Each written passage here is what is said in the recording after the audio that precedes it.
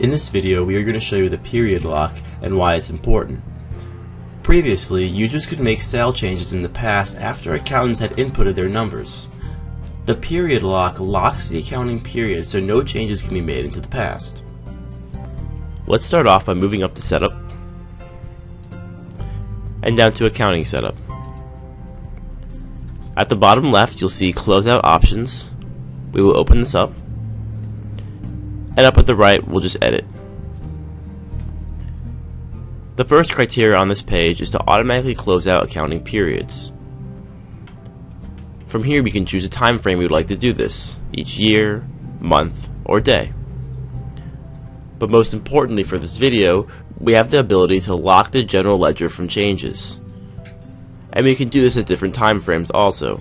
For example, before the last yearly closeout, before the last monthly closeout, or we can select a date. Let's save this. Now that we've locked the general ledger from changes, let's create a bill to see how this will affect it. Let's go to New Bill. We'll make this an expense. Now first of all, let's select a vendor for this company. We'll pick the vending company.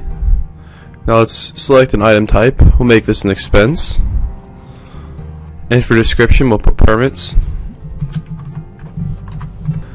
Next, let's pick an expense account.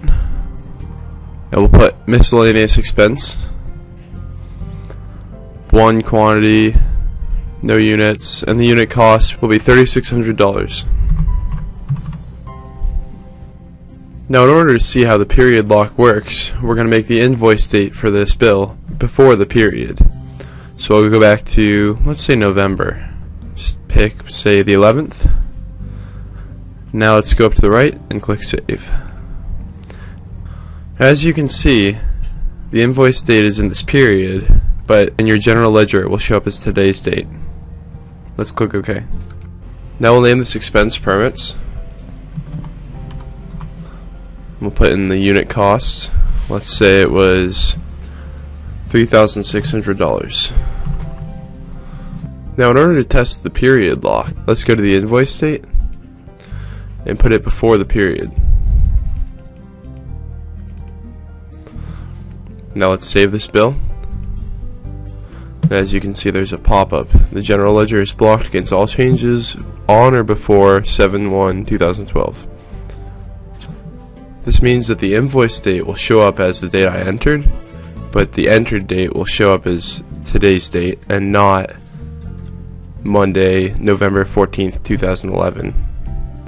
Let's hit OK. Alright, now let's go back to the accounting setup page, just to show you one more option. Down at the bottom you'll notice a button, Allow prior period GL changes on my session until I log off. This allows you to override the current lock that you had set until you log off control.